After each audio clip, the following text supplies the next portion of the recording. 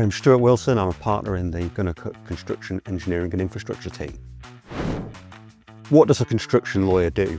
On a technical level, a construction lawyer helps with construction-related documents, so drafting, negotiating building contracts, appointments for consultants, might help with development agreements or the construction aspects of a finance agreement, ancillary documents like collateral warranties, guarantees and bonds. But that's really what the sort of technical thing is. I would say the main thing a construction lawyer does is helps get construction projects on site. We help our clients move projects forward. We try and solve problems for them before they arise and really just be a trusted advisor to help projects move smoothly. What is the most important thing to think about when instructing a construction lawyer?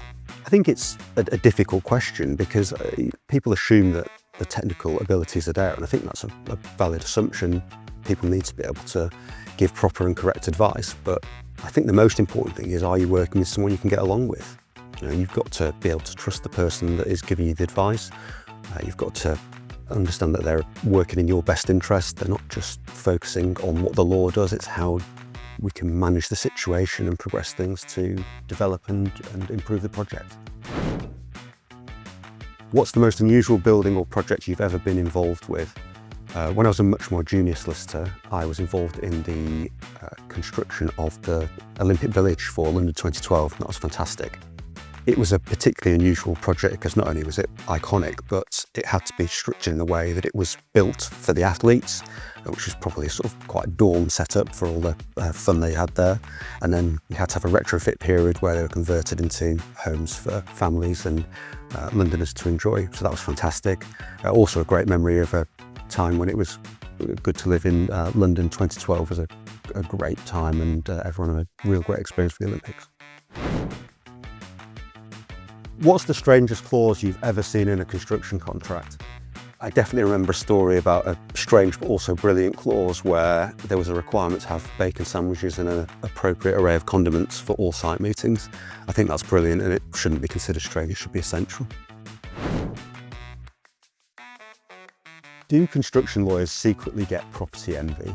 I don't think we get property envy. I certainly don't feel like I do. I think a lot of construction lawyers, me included, love to be just involved in building projects, taking bare land or buildings that might be out of use and turning them into something and being part of the process of getting them to be better. So, you know, we might be helping simple office fit out. It might be that we're building a landmark house for someone. They're all equally exciting and thrilling to help our clients to move forward and to deliver what they're trying to achieve. That's what really drives me, certainly. What about you at home? Yeah, being involved in the construction industry certainly gives you ideas around the things that are out there. You know, certainly some of the whizzy things I see in retrofits and fit out contracts is brilliant. You know, I'm not sure my family would be delighted if I put a load of office related stuff into my house, but it certainly gives me ideas, and the tech is great as well. You sometimes get to see some of the best ideas come forward, and yeah, there are certainly great opportunities. Yeah, I've worked on some fantastic houses as well, and certainly some of those give you pause for thought. They're great places, but yeah. What's one myth about construction law that you wish people would stop believing? I think construction law has a reputation for being based very heavily on standard form contracts, and that is a key part of what we do. I think there are loads of standard form contracts that are brilliant in various suites, the JCT, NEC being obvious examples of those. But also we've got to make sure that those contracts are right for what our clients need, and sometimes they need a bit of advice on which is the appropriate standard form to use, or occasionally if there are some tweaks to that contract that need to be made to reflect what their unique requirements are. Often there are a number of people involved in construction projects, like funders or tenants or purchasers. Creating documents and contracts that meet all those requirements sometimes needs a bit of thought away from those standard forms. How is AI affecting the construction industry?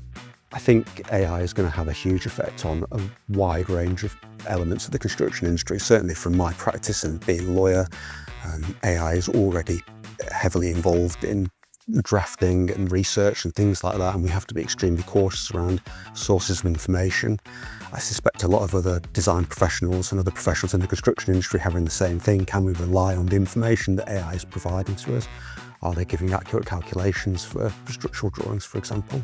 One of the big key changes is, of course, the amount of data centres that are being constructed, and that is has a huge impact on the landscape of the UK, frankly. We see a lot of data centre projects, and I suspect they're going to increase, and the technology that's going into those facilities is going to improve dramatically and exponentially. What are your predictions for the future of the construction industry? I think the future of the construction industry looks bright. There is going to be a considerable amount of change, as there always is. Construction is at the heart of innovation.